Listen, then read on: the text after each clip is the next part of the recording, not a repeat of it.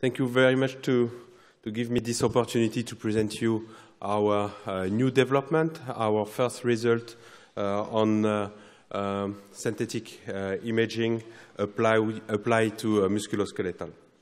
So we will start first. Sorry for people who are doing only musculoskeletal, but we will start first with neuroimaging and continue after with musculoskeletal imaging. Olea Nova Plus is the name of the product, is part of the OleaSphere software, and the OleaSphere software is an MR suite for post-processing. Why are we talking about computed image or synthetic image? You are facing different dilemma when you are in your hospital, in your facility. You need to do a lot of exam a day. You need to choose a protocol, the right one, with the right sequence. So you are losing some flexibility and pushing some pressure on the radiographer to choose sometimes the right sequence. So with Olea Nova Plus, we will try to solve part of all those issues, giving you the possibility to have more accurate results with more flexibility and sometimes to win some time on the duration of the exam. And at the end, that allow you to improve your clinical workflow with confidence. So synthetic MR is not a new technology. The first paper in radiology talking about synthetic image or computed maps, and here I need to define some word to talk about terminology. Computed map are map coming from T1 or T2 mapping, and a synthetic image are generated with the help of the computed maps. And here it's the first paper, and the goal at that time in the 80s was to diminish the time of the examination. But in the first paper they saw the interest of having this flexibility to manipulate the signal, the echo time or the repetition time after the acquisition. This is the first goal. So the first word, it's not new, but in the last 5 years, a lot of conference, a lot of paper appear on a different journal talking about the interest of computed maps or synthetic image on the brain applied to multiple sclerosis. But a nice paper in radiology showed this interest, a paper from Bobman in 2010, so 7 years now, talking about the interest of applying this synthetic image on the knee to try to define better the lesion of meniscus using variable echo time. So how it works? What is the aim of computed MRI? We will quantify first the T1 of each voxel on the image, and we will quantify the T2 of each voxel on the image. And after, the goal is to co-register all the quantification, T1 and T2, and to solve this block equation. The block equation is the equation that negotiate with the signal on the image, in your grayscale image. So here you can see the interest to differentiate white matter and gray matter on the brain. And you can see, this is part of the software, you can see the fitting of the value you can have on the relaxation time of the T1 mapping and the decay curve of the T2 mapping. So what does it mean? That means you acquire with one sequence the T1 mapping and with another sequence the T2 mapping. And co-registering the two images, you are capable to synthesize a new image. And to do that, you have to have a robust algorithm, and we are using here Bayesian modeling, Bayesian algorithm, and you can see the differentiation between Bayesian in blue and the most frequent linear algorithm we can find on software in red. And you can see the accuracy you can have on the late echo with the Bayesian algorithm. So that means you are resistant to the noise. So that will allow you to have thin slice even with a good quality. So this is view of the interface, And you can see we compare the value we obtain with literature, and we are in line with the value published at 1.5 and 3 Tesla. So to summarize the principle, we acquire an MP2H sequence to generate a T1 mapping, a T2 multi-echo sequence for T2 mapping maps generation, and after that we are capable to recreate new contrast, T1, proton density, T2, FLIR, PSIR, double inversion recovery, STIR. Here it's on brain. So summarize, with Bayesian algorithm, we apply motion correction to correct the motion if there is some movement, and we register the two.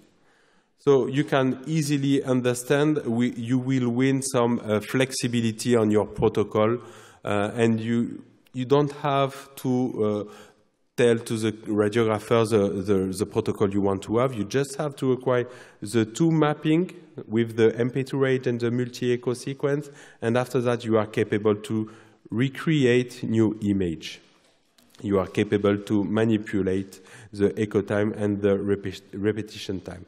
This is a view of the interface, so here we're still on the brain, but just to explain you how it works, here I was on T1, I changed the TR, now I am in proton density, and moving the echo time and the TR, now I am in T2. And it's multi-slice processing, and it's in real time. So you can easily understand the flexibility you will have on your software, and the flexibility finally you will have on your clinical workflow. We are capable to generate synthesized pulse sequence. This is what we call it, synthesized pulse sequence, synthesized spin-echo contrast, synthesized inversion recovery contrast, and synthesized double inversion recovery. How it works, the double inversion recovery, you just have to put region of interest on your image, and look, we remove some tissue.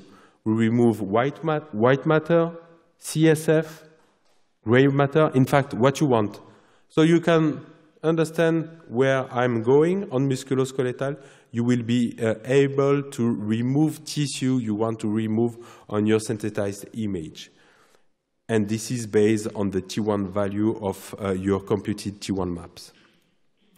So from the brain to the MSK to knee, and as I said before, it's not new on musculoskeletal. It was published on this paper in radiology. So look, I move my button and I change the TR of my sequence, and you can see the fluid appear in bright.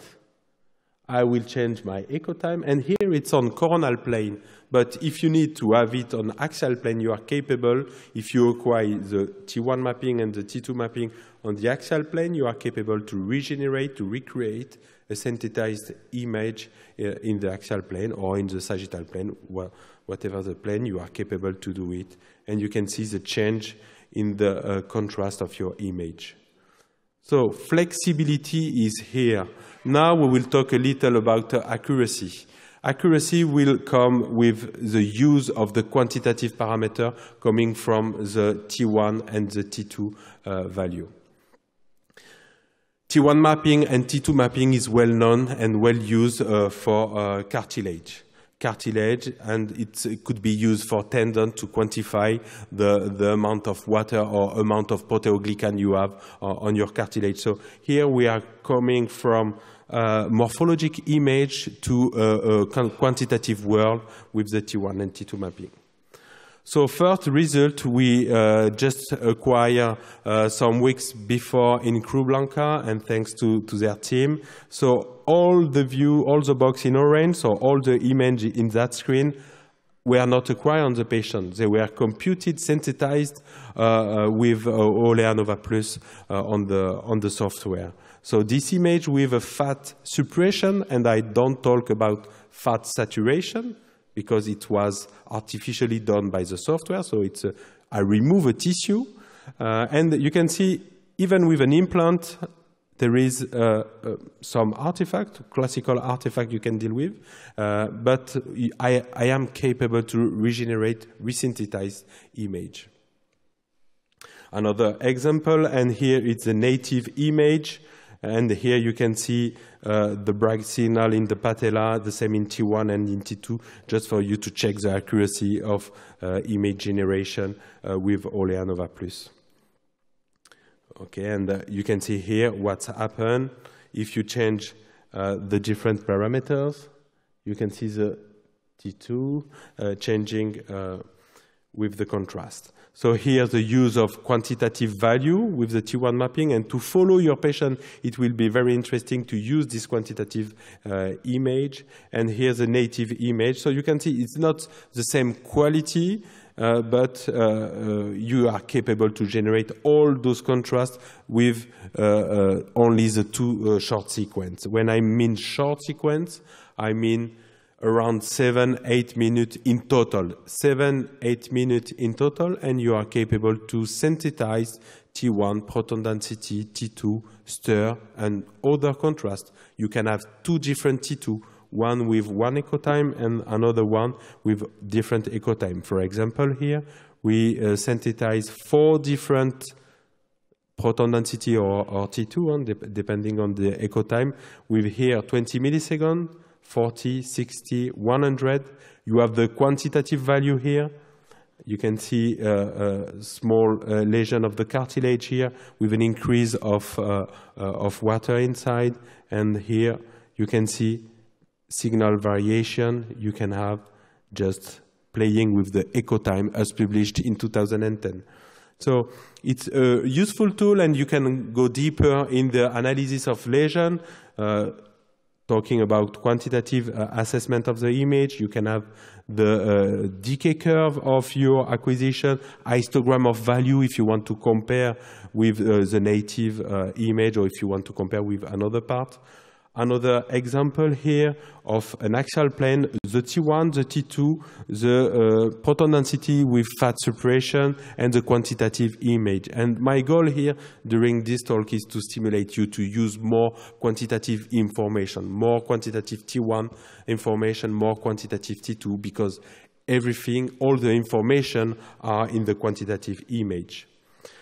Another case here from Westverde Hospital, and here you can see a better spatial resolution of the image. We increase the matrix size, we diminish the slice thickness, so in fact you can deal with your protocol, and you are capable to create proton density fat suppression T1, T2, and look, if I zoom the image, you can see your cartilage and how big is the spatial resolution of your image. And here you have the quantitative value, and here you have this nice image. We have some limitation, and the limitation is well known now. It's common to all the synthetic image generated by software. The name of this limitation or artifact is a partial volume effect. We can have, depending on the slide thickness, depending on the interface of the tissue, we can have partial volume effects. That means if you have 2 pixels very close, and if the difference between the two is high, you can sample information without measuring the right T1 or without measuring the right T2. And in that case, you generate at the interface a bright signal, a bright hyper signal, like in that case, for example. You have in the border of the image, you have a bright signal. It's a partial volume effect that we have. But it's known, it's published, and following a paper published last month by the team of Dr. Agiwara, dealing with that, it's not a problem if you know this artifact exists since the beginning. You are dealing with a lot of artifacts, with parallel imaging, with chemical shift, with flow artifact. And here, with synthetic image, you will have to deal with this partial volume effect artifact. And following what is written here, it's not a problem if you know it in advance. What could be the future of synthetic MR? The future could be to have it with T2 star in order to generate T1 synthetic image, proton density, and T2 star image, to have it on 3D instead of 2D, and to have it in more anatomical region. And here it's a trial the team has done in the Westwerder Hospital for prostate. And you can apply with Olea Nova Plus, you can apply this post-processing to other anatomical region and look of the T1 value of this small part of the prostate, the T2 value, and in that case it was a prostatitis validated by the clinical assessment. And here another example of first image. They are really the first preliminary image, clinical preliminary image of synthetic MR applied to other anatomical region here in the body part. So just to summarize my, my discussion, it's a processing of T1 and T2 mapping applied with a Bayesian algorithm in order to be accurate and resistant to the noise. We apply a nice co-registration, and it's the key, the co-registration. And that this technique allows you to have access to more quantitative information, quantitative clinical information, and just have in mind, reading the case, you can have sometimes partial volume effect. That allow you to have more accurate exams, more flexible in your protocol. It will be nice for your radiographer, and you could be, you can win some time on the acquisition. Thank you very much, and thanks to the two teams in Creu Blanca and Westwerder for their data. Thank you.